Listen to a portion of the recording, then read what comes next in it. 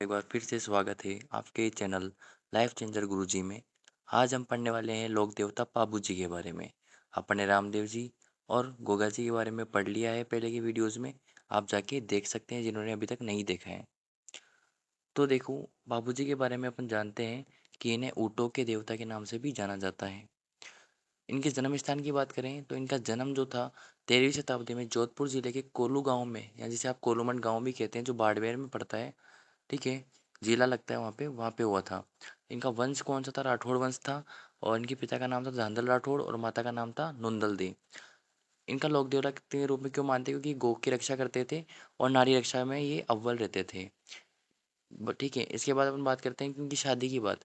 तो इन्हें लक्ष्मण जी का अवतार माना जाता है।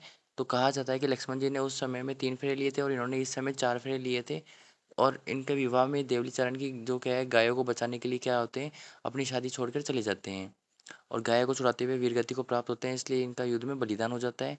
और इनके घोड़े का नाम था केसरिया। क्या नाम था? केसरिया नाम था।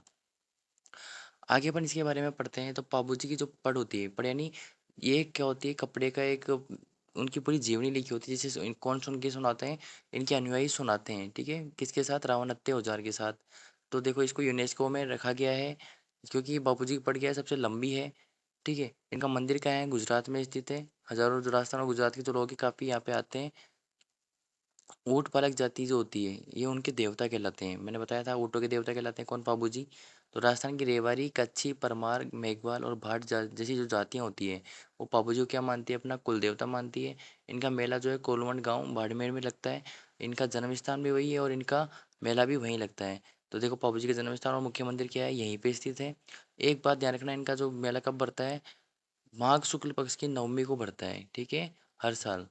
इसके बाद अपन बात करते हैं कि जैसे कि अगर बात करें कि लोक गाथा जो पढ़े, मैंने आपको बताया कि पढ़ किसे बोलते हैं। तो एक ये क्या होती है, एक चलचित्र कला और गायन की कला होती है। एक कपड़े की पट्टी होती है 15 फीट की, उस पर लिखा होता है। अब आपसे मैं कुछ क्वेश्चन दे रहा हूँ, इनके आंसर आप मुझे कमेंट में बताएंगे। पहला क्वेश्चन है, पापू जी का जन्म किस स्थान पर हुआ था? आप मुझे आंसर कमेंट में बताएंगे, क्योंकि मैंने आपको जो समझाया वहीं से इंपॉर्टेंट क्वेश्चन में जो पेपर में आते हैं वो दे रहा हूँ। सेकंड क्वेश्चन अपन इसके बाद देखेंगे कि पापू जी की पढ़ किस लोक कला से संबंधित है? कठपुतली, भवाई, चित्रकला, गायन या तेरताली? तो आपका जो भी आंसर हो कमेंट में बताएं। जो मैंने पढ़ाया है उसी में से क्वेश्चन है, अलग से कोई क्वेश्चन नहीं है। तो एग्जाम में आने वाले क्वेश्चंस मैं आपको साथ में देता रहूँगा। पाबूजी किस वाद्य के साथ गाए जाते हैं? पाबूजी की जो, पाबूजी नहीं बोल सकते, पाबूजी की जो पढ़ होती है किसके साथ गाई जाती है? कौन सा वाद्य यंत्र यूज किया जाता है उसमें? ठीक है, ये क्वेश्चन ये है। तो आप बताएंगे इसमें क्या यूज होता है। पाबूजी किस पशु के देवता को माने जाते हैं, यानी किस पशु के देवता माने जाते हैं? बाबू जी को कौन से पशु का देवता कहा जाता है? तो आपके पास 4 ऑप्शन है, कमेंट करके बताना। Thank you.